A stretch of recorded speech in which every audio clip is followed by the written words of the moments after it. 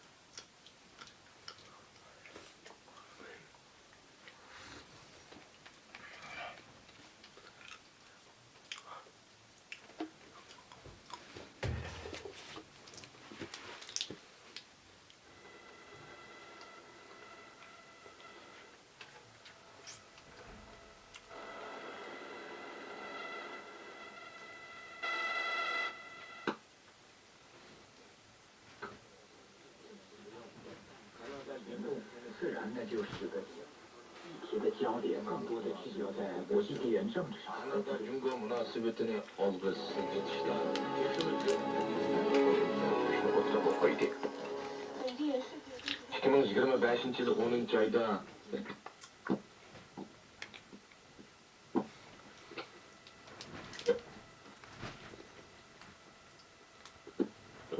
Talk to me straight. Don't do one thing and then do another. That's a very big thing for Chinese when you're negotiating, and I think that's where we even saw this in the last presidency with Joe Biden, where he would say, we're going to defend Taiwan. I think Taiwan,